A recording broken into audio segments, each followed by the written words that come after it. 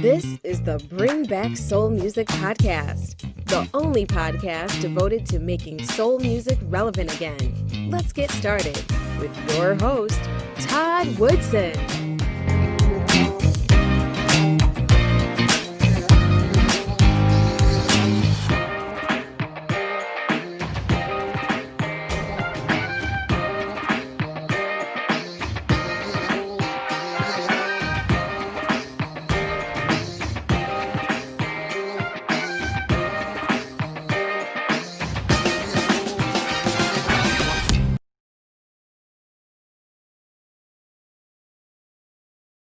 Thank you for joining me for another episode of the Bring Back Soul Music Podcast. My special guest today is a talented singer, songwriter, musician from Massachusetts. His name is Alan Evans. Mr. Evans, how you doing today, sir?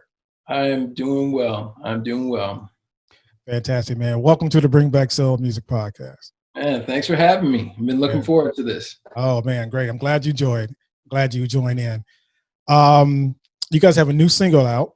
It's called As Far As We Know, which is, let me tell you, an awesome song. It reminded me of some of the throwback singers, bands from the 70s. Mm. It's really a great song, and hopefully we'll get a chance to play it here on the interview.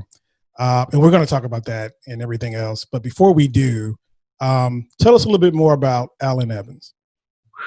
Okay. Well, let's see. Briefly, I'll try and do this as short as possible. All right, man. We have all day. All right. Cool. Well, originally I'm from, I was born, raised in Buffalo, New York. And I started playing music at a very early age. My first instrument was drums, and I started playing drums about 9 months old. And started playing guitar when I was about 12. And then I was gigging out in clubs when I was 11. So and I'm 46 now. And I mean, I first hit the road playing when I was about 14 or 15. Wow. So yeah. So I've been doing it just a little while. And, I've traveled all over the world. I mean, my main group for the past over 20 years is a band called Soulive. But like I said, we've been together over 20 years, so we don't really tour and do like we used to when we were younger. So it gives me opportunities to kind of explore my other personalities, I guess, in music, or my other things that I'm hearing.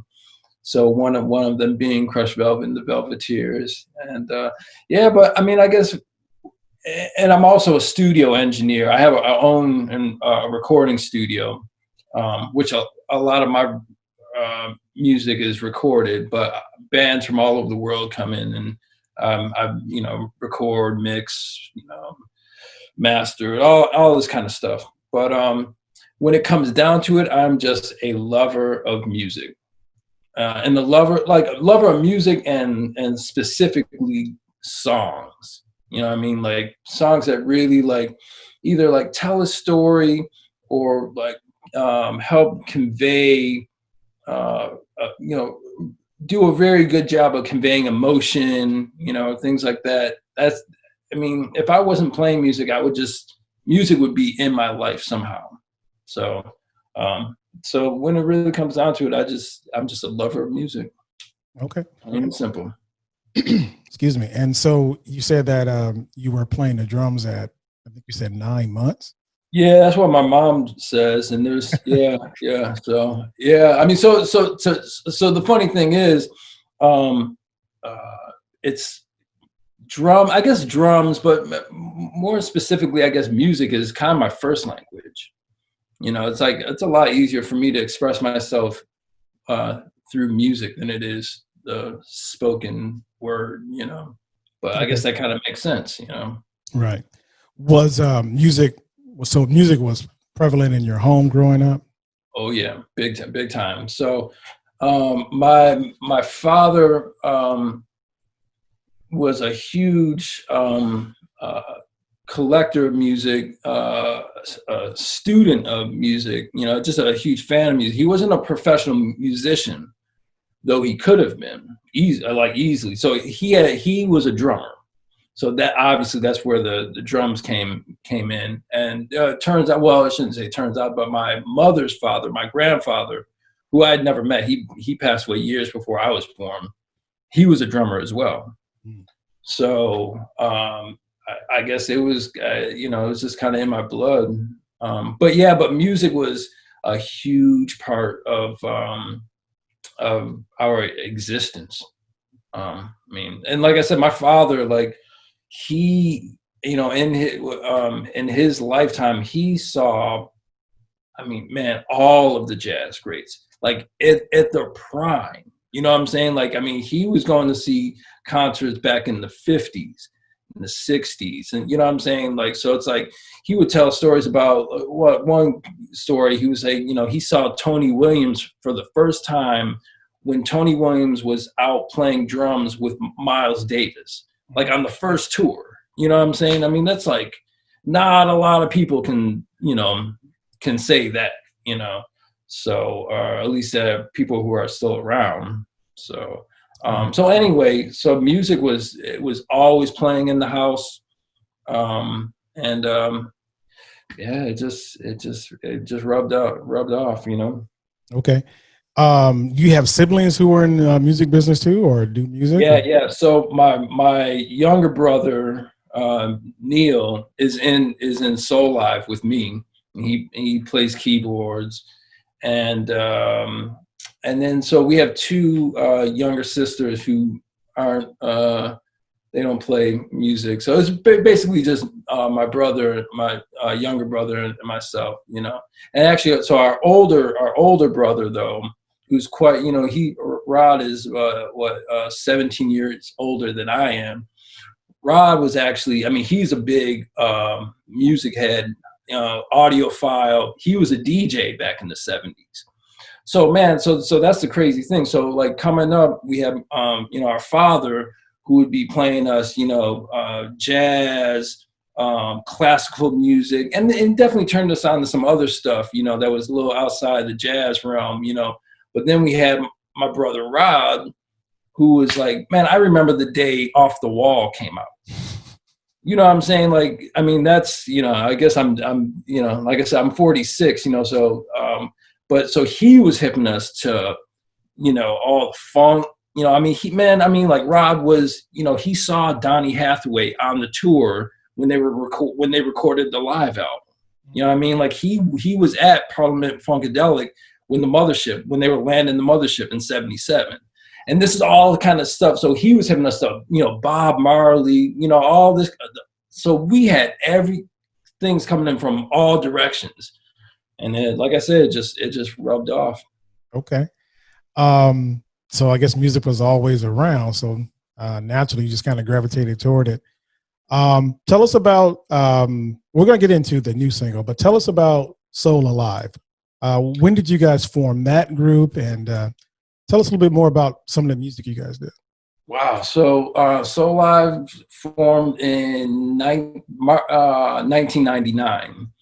And it was just, you know, my brother playing keys, playing bass and bass keys and Hammond organ, clav. He's, you know, and we have a guitarist, Eric Krasno. And we just, from 99, I mean, we just hit it hard, man, like just on the road. And then, so by late 2000, we were signed to Blue Note Records.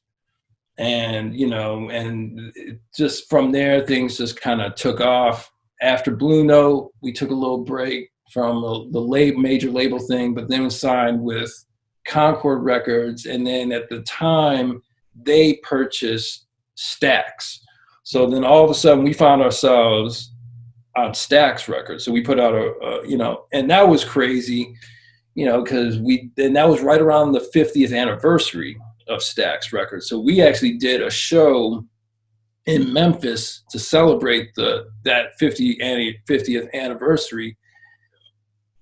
And man, it was crazy. Everybody was there. Isaac Hayes was there, Booker T and the MGs. Like, I mean, you can go down the list of anybody who was still alive, who was on Stax, was there. And the crazy thing is, so we're the young cats on nobody really knew who we were, which is fine, But I'm telling you, the most amazing thing was hanging out backstage. We were all playing at this theater and just hanging out backstage. And there were cats who were like running up on each other saying, man, like we haven't seen each other since Wattstax. And it was like a family reunion that we just, you get like pulled to by your boy, you you don't know anybody there, but it was deep, man. It was deep. I mean, it was great to be around all those, I mean, historic, like that's just history, So anyway, we've been out, Soulive, we did, we were on the road with, the Rolling Stones,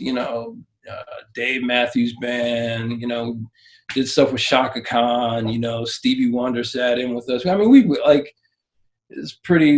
had a pretty amazing run as a band, So I'm put out, I don't even know how many albums now. So I literally don't know, but there's a couple out there for people to dig into. So I got you. Excuse me. Yeah. The name sounds familiar, but I didn't really know too much about Soulive. Yeah. That's definitely cool. going to research it though. Yeah, I encourage everyone to do so. Okay, so you guys are still. You said you don't do much touring. No, not like we used to. No. So actually, a few years ago, my brother got he got called in to record on a new Jack White album. Jack White from the White Stripes and whatever. So after he did that, Jack asked him to go on tour.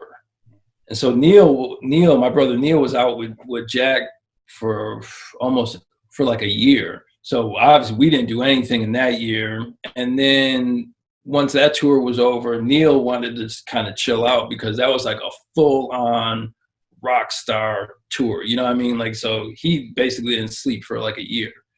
So we took some time off. And then we started to get back into it, doing some shows. And then, well, we all kind of know what happened.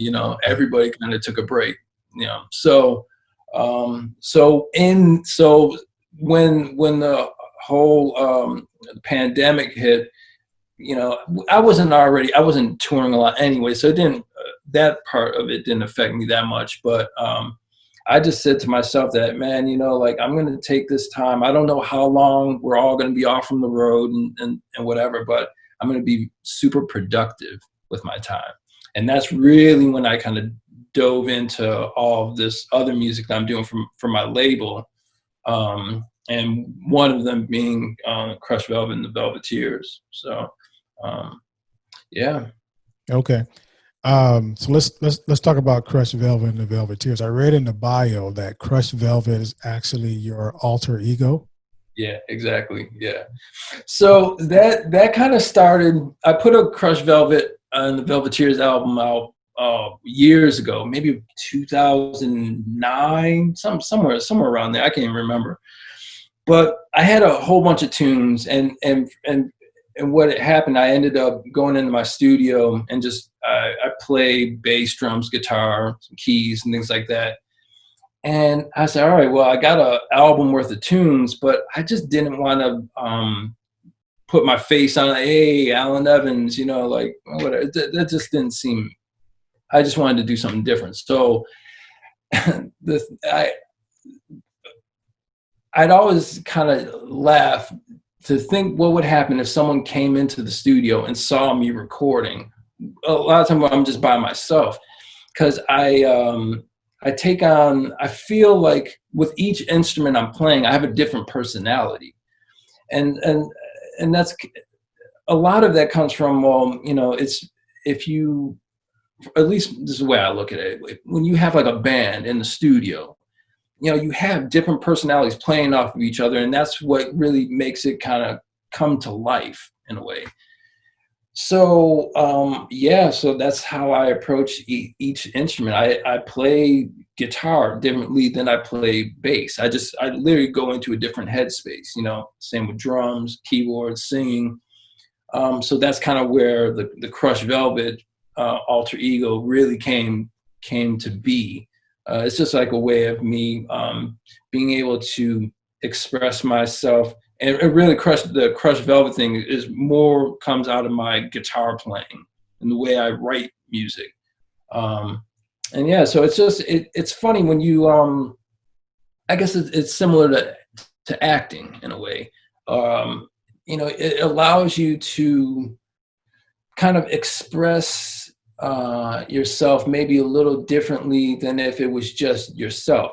And, you can go back to say like David Bowie and, Ziggy Stardust, you know what I'm saying? Like that was just for him, that was like Ziggy Stardust is just a completely different entity, different person, and the music was different, other than just Bowie stuff. And then that's hip hop too. I mean, you know what I'm saying, man? Like there's nothing new about it. But so that's kind of where the Crushed Velvet thing comes from. It's just a way to express myself, without really being myself. Different side of myself. Well, I tell you, when I first read the bio, and I thought Crushed Velvet and the Velveteers, that sounds like a group from the 70s. Exactly. Yeah. All right. Now, tell us about the latest single from Crushed Velvet and the Velveteers.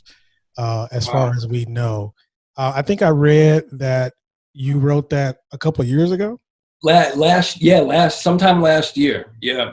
I wrote the music, and it's like one of those things, man. Like, one day I was just hanging out, no plans or anything. I remember picking up the guitar, start playing, and there was just something there. I said, all right, well, let me explore this. And it really didn't take me long to get the whole idea flushed out, at least on guitar. Went into the studio, put the bass, drums, guitar down.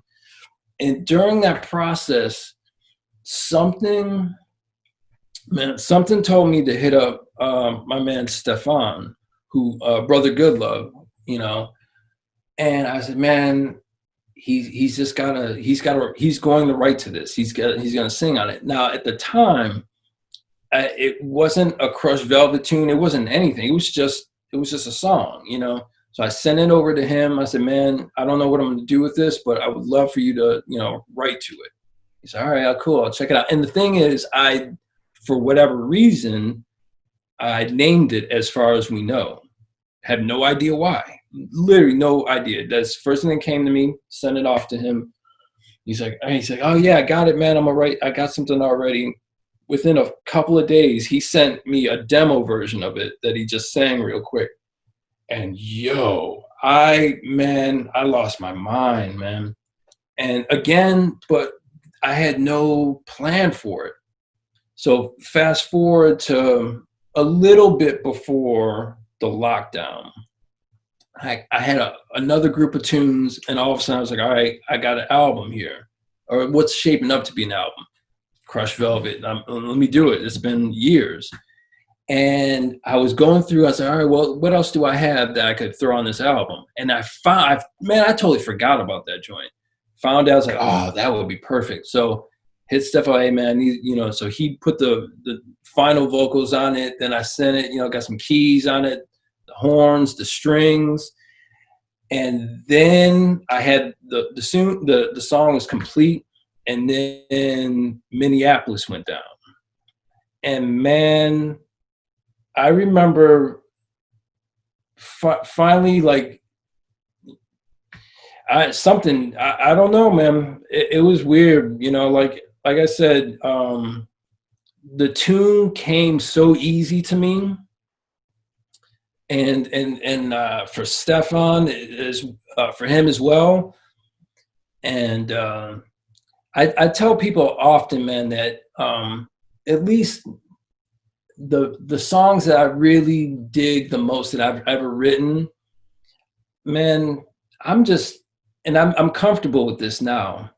I'm just I just say I'm just like it's like being a conduit or a vessel for, like you have to, at least in the songwriting process, man, when I know it's happening, everything that we do, all the listening of music that I do, all the playing live, the whatever you want to call practicing, all of that is to be prepared for the moments when you're called upon to, to speak for the universe or whatever you want to call it, like all to me. And this song is the perfect example. Man, like I said, like I wrote that a year ago. The wheels are set in motion a year ago. And for it to have such a, man, I wouldn't have written it like after Minneapolis, after George Floyd. I wouldn't have been in the mindset. I couldn't have done it, like I just know myself personally. Like I wouldn't have sat down like, man, this is messed up. I got to write about this. Like I don't operate like that. So I'm just thankful that, that tune came to me when it did. And it's, yeah. Well, I don't know what else to say about it. It's pretty amazing. Yeah, it is. You listening to it, you would think you just wrote it yesterday. So yeah, I think it's perfect for what we're going through. Now that's part of a album. You said is that album already out or? No, it's not. We released. That's the second single from the album. The first single came out maybe a month or so before, as far as we know. And now I'm basically finishing up the album. And it's gonna be a good one, man. I'm really happy with it. So okay. And what was the first release? The first release was the first release was called The Big One. And so the first release was a movie soundtrack to a movie. It was a kind of a concept album. So it definitely has a Shaft kind of Superfly kind of thing to it, so it was a good album. But this one is definitely a departure from that, in that when the first Crushed Velvet album came out, I really played up, and people who work for me, whatever, really played up the Crushed Velvet thing, and no one knew that I was a part of it. Supposedly, I just mixed this album that someone recorded back in the 70s. It was a movie soundtrack for a movie back in the 70s that never came out. And someone found me, and it came up with this whole kind of story. Whereas since then, like everyone kind of knows that, it's me, I'm not hiding behind anything, but the songs on this album, they're very much, there's some really cool love songs, I guess you would say, or love, is the subject matter. And then the other half of the album are songs like As Far As We Know, where it's like talking about what's going on in the world, So I'm excited about it. I'm really excited about it. Okay, fantastic. I think it's a good place to break, and we're going to attempt to play As Far As We Know. This is Alan Evans, aka Crushed Velvet, and the Velveteers. Enjoy.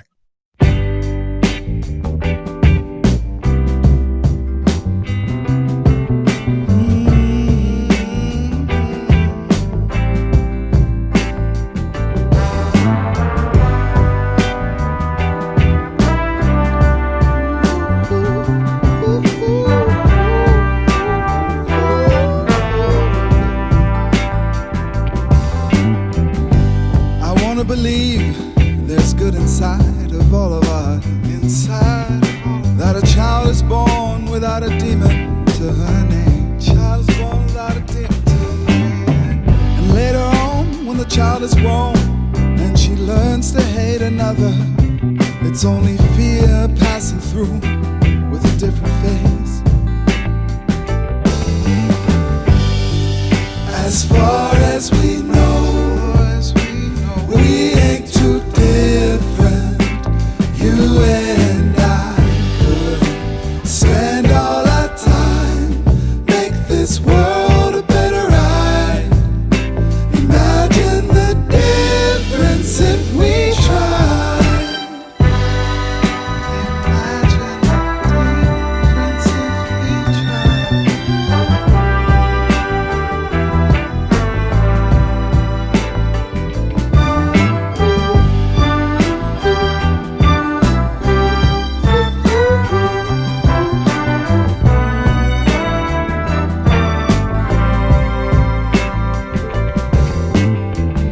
I wanna believe the world is mine to roam, that I can run anywhere when I learn to spread my wings. And with no regard to the land of my father or the color of my expression, you will open your heart, open your mind, and let me in. Won't you let me in? Won't you let me in? As far as we know, we ain't too different. You and I could spend all our time, make this world a better ride. Imagine the difference if we try. Come out from the corner, there is so much more that we could do. We could do as sisters and brothers, rather than strangers living lives in parallel. Yeah. Help me believe again. Help me believe again. Help me believe again. Help me believe again. Help me believe again. Help me believe again. Help me believe again. Help me believe again. So tell me, someday we'll lay down the guns, and put love back on her rightful throne. And I throw up my head, 'cause I know that I'm not alone. And being afraid of the way we're going. I know that it takes a village to make a safer home. As far as we know, we ain't too different. We ain't too different. Spend all the time, make this world a better ride. As far as we know, we ain't too different. We ain't too different. Spend all the time, make this world a better ride. We can make it better ride. Difference if we make. I know that we can make it. We'll continue our episode after this message.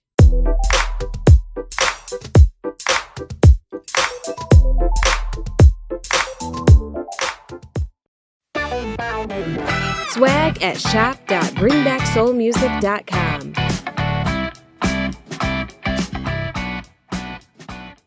Now, back to our conversation. All right, we're back. Alan, great song, as Thank far as we know.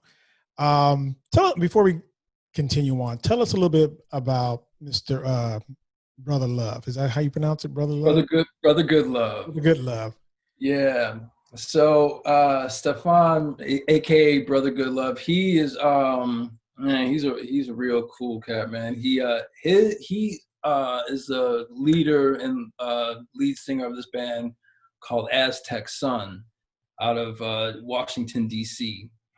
And yeah, he is just a phenomenal performer, songwriter, singer. I mean, he's just a great person. And so he is of his parents are, he's of Cameroon descent by way, but he grew up in Montreal, and now he's been in the States for some time.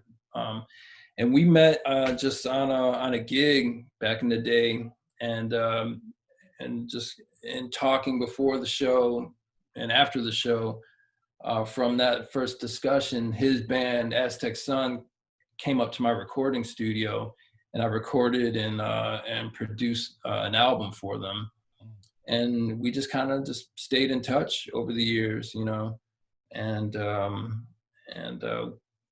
like I said, you know, something just kind of told me to hit him up to be a part of this. So he's on a few songs on the new Crushed Velvet album, and we are just in the beginning phases of working on a Brother Goodlove album for my label. Yeah, it's a lot of good things happen from just initial conversations, you know, backstage somewhere. So, okay. Yeah. What's the name of your label? Oh, I'm sorry. It's Vintage League Music. Vintage League. Vintage League. Okay, got it. Vintage League Music. Yep. Okay. Now you mentioned earlier that your brother did some work with Jack White and toured. Who are some of the other artists that you may have worked with? I mean, you gave us the rundown of what was going on at Stax, but yeah. Okay, well, maybe a easy and condensed way to do that is so Soulive for the past almost 10 years now, we do this. There's a venue that originally started in Brooklyn called Brooklyn Bowl, and now they have a few venues around the country. But the original Brooklyn Bowl, when it opened up, our friend Pete, who owns the spot, one of the owners, asked us to play 10 nights there, because he wanted to do something different, you know. So we thought that was a little crazy, but whatever, you know, we did it. And the thing is, each night we would have a few different guests with us. So we kind of, you know, that first year we kind of called on friends of ours and things like that. But like I said, we've probably done 7 or 8 of them. And each year they got bigger and bigger. So I can just run down maybe a few guests that we've had at Bowl Live over the years, which may be kind of hard, but some Ivan Neville and his father, Aaron Neville. Probably a lot of people, you know, who listen to soul music probably would know Aaron Neville Brothers.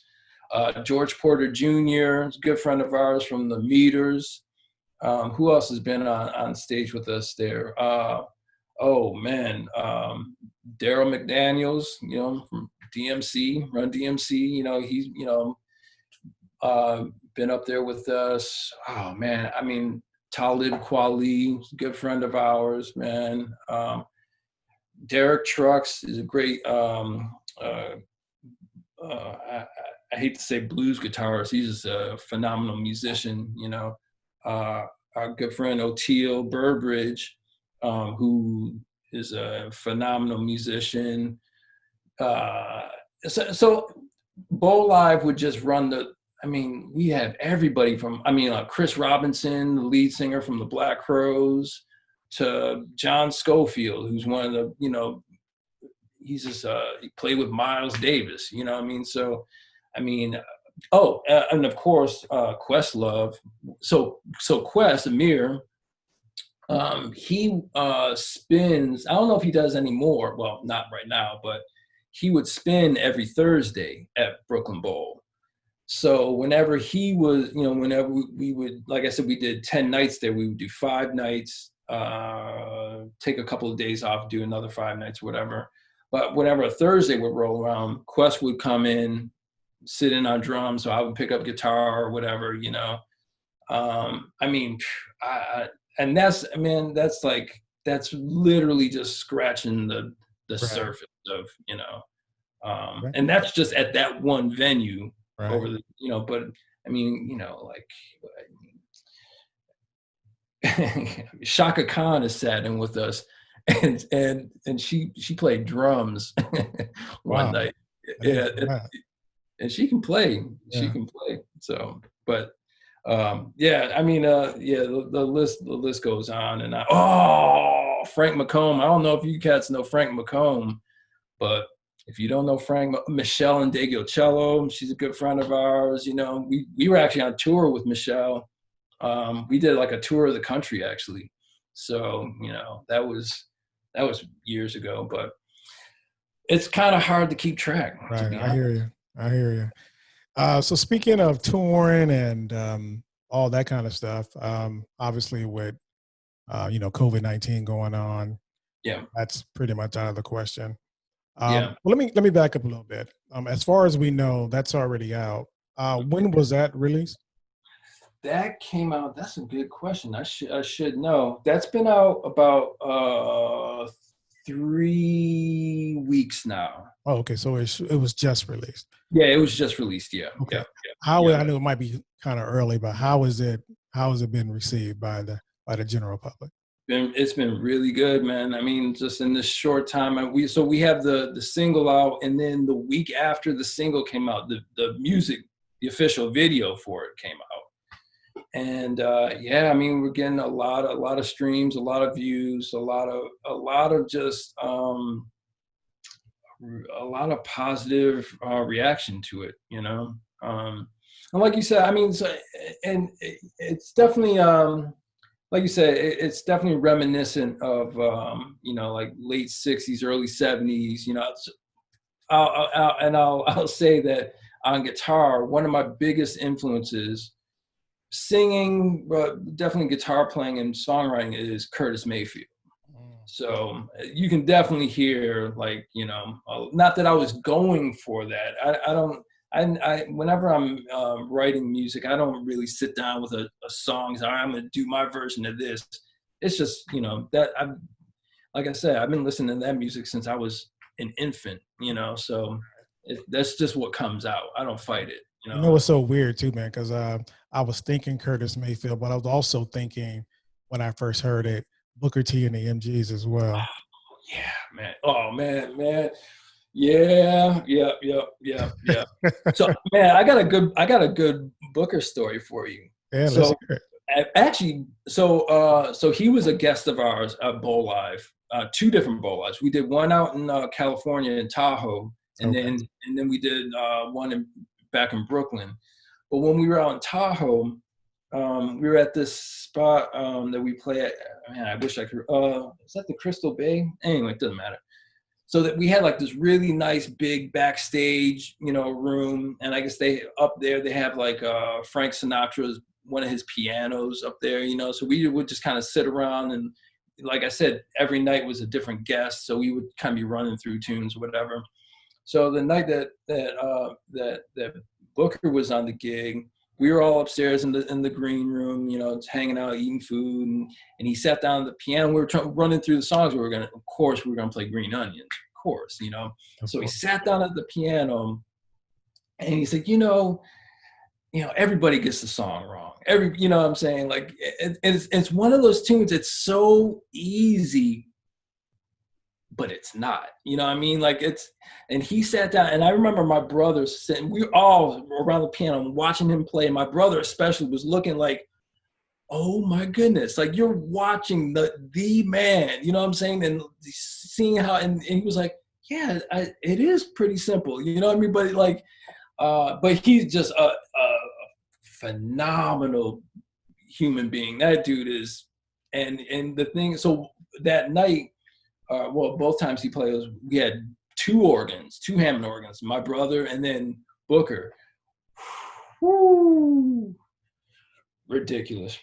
So yeah, I am a huge Booker T and the MGs fan, without a doubt. So, but that's a huge thank you. It means a lot. Yeah. I thought of those 2 especially, and then when you tied it all into stacks, I said, okay, well, it kind of makes sense now. Yeah. Yeah. I mean, man, that's just, that's just, like I said, that's music I grew up listening to, but just beyond that, man, it's just, that's just music I love, man. I mean, I obviously, like, I listen to all kinds of music, but there's just something about that era, that style, and again, going back to that tune, and then, and especially when we were like hanging out with Booker, those few days, and hearing the stories of, man, when you hear from someone straight up what was like the day Martin Luther King Jr. got killed, and what they were like, you know what I'm saying, man? Like, those cats were in the studio making music when they found out about that, and then things got real, you know what I'm saying, like in town, you know what I'm saying? And we all kind of know the story, or a lot of people should know the story of Stax, like, man, there was, everybody was up in there, like white dudes, brothers, everybody, and they were family. So when that went down, like, they had to get, Steve Cropper and Duck Dunn and all these cats out of there safely, because they knew that their lives were at risk, you know what I'm saying? So it's just incredible when what those dudes, what all those cats, even in Motown, Stax, and, what they were living, you know what I mean? Like, they were making great music, but their lives were permeated that music. What they went through permeated that music. It's powerful stuff, man. It's powerful. So it just, just having been lucky enough to grow up, soon. I was born in 74, you know what I mean? But like I said, 74, like my early childhood wasn't that far along after that, right. You know what I mean? It was really still a part of the community, like a part of people's conversations, the way they live their lives, and you know what I'm saying? So, and again, the music was a huge part of it for me, and it just kind of stuck, so when, especially, that's just how that's how I express myself, and so, yeah, so maybe people may say, oh, it's kind of throwback or whatever. Cool, you can call it throwback, like, that's fine with me, I mean, if whatever I'm doing immediately makes you think of something like that, cool, you know what I'm saying? A compliment. I'm good. Absolutely. And that music is still relevant, so nothing to be ashamed of there. So because of COVID, what's the plan going forward in terms of you're releasing new music? So because of COVID, it's given me a lot of time. I've got more music than I know what to do with now. So like, I'm already, like, for our release schedule for Vintage League music we're already in the 2021, well into 2021 in terms of releases, so there's plenty of music, of my own music and other groups on the label, so that I'm a part of, Okay. So there's no shortage of music, and we're going full ahead with it, playing shows, obviously, that's a whole different story, but we'll what about like happens. Facebook Live or Instagram Live? Yeah, so what I've been doing, it kind of started, actually, one of the songs on the new Crushed Velvet album was one day I was in the studio and I had an idea for a song, and it reminded me of this podcast I listened to. It was focused around drummers, but it was a very short segment, and the gist of it was like, the host was trying to explain to his listeners, who are a lot of young drummers and such, like, there's a lot of, and you can find this with all kinds of musicians, whatever, but like specifically talking about drummers, like, you see some drummer on Instagram, and they're playing the craziest stuff, and a lot of people get bummed out because, man, like, that's, I can't do that. So what the host was trying to say is like, well, you know what? Let me break it down to you. Like what you're seeing is a 60-second clip of someone who probably put in months of work to learn this one little thing that they're going to play for 60 seconds. And then they got the lighting right. They got the cameras. They put a lot of effort into it.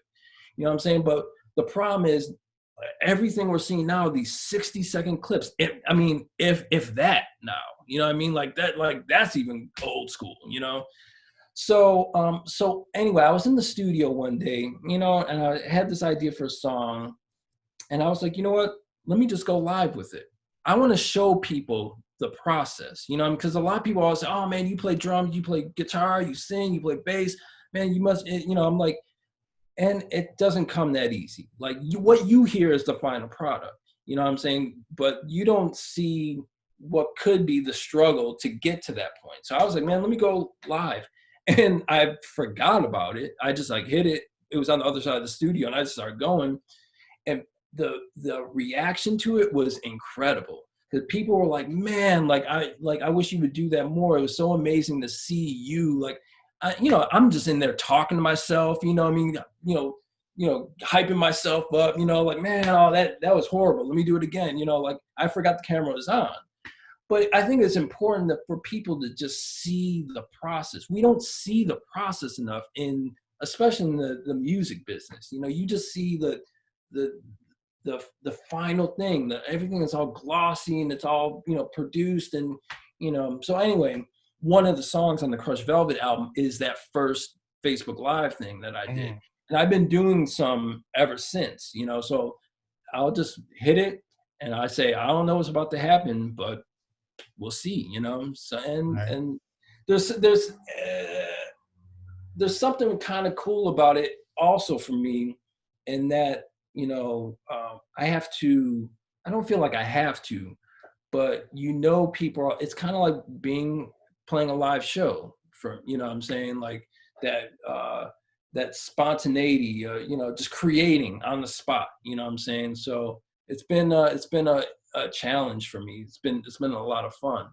But so anyway, so that's what I've been doing with like Facebook Live, just like creating, right in front of people, so. Okay. Yeah. So Alan, tell us a little bit more about how people can reach out to you. Cool. So let's see, I guess to keep it simple, vintageleaguemusic.com is a easy way to see everything that we have going on at the label. And then through that, there's easy ways to get to all my socials, Facebook, Instagram, Twitter, all that kind of stuff. But I would say, just to keep it simple, vintageleague.com or vintage, if you just search Vintage League, either on Facebook or Instagram, you'll find us pretty easily. Okay. And is that where we can purchase the music too? Yes, you can. Yeah. That would be nice. So, but we, obviously all of our music is streaming, like, everywhere, but we do vinyl, what I'm saying? Like we put out 45s. Actually, by the time this airs, the first single that I was talking about for Crushed Velvet will be out on 45, 7-inch 45. So, we're still doing vinyl, man, and obviously streaming. So, yeah. All right. Well, Mr. Evans, man, I appreciate you joining the show, man. Great conversation. Thanks for being so open. Oh, man, that's the only way to be, man. Yeah, I agree. Anything else you want to add before we let you get back to your evening here? Yeah. Everybody stay safe out there, stay healthy, and November is coming up. Please get out and vote. It is crucial this year. So I'm not going to push anyone either direction. Right. But right. This is a big one. Yeah. That's all I'm going to say. So let's stop all the nonsense. All right. We're not telling you who to vote for, but go vote. You know what to do. All right. Exactly. Mr. Evans, appreciate your time, sir. Thank you very much. Appreciate yours as well. All right. And that's Alan Evans, a.k.a. Crushed Velvet, on the Bring Back Soul Music podcast, and we'll be right back. Calling all lovers of soul music. The time to make soul music relevant again is now. You've been listening to the Bring Back Soul Music podcast with Todd Woodson. If you enjoyed today's show, be sure to tell a friend. Make sure you never miss an episode by subscribing to our newsletter at bringbacksoulmusic.com. Well, that's our show for today. I'd like to thank my special guest, Mr. Alan Evans. You can find out more about Alan on his website at vintageleaguemusic.com. Don't forget, you can listen to the Bring Back Soul Music podcast on iTunes, Google Podcasts, Stitcher, and Spotify. Don't forget to subscribe to our YouTube channel at Bring Back Soul Music TV. If you have any questions or comments, please email us at comments@bringbacksoulmusic.com. I'm Todd Woodson. Thank you for joining us. See you next week.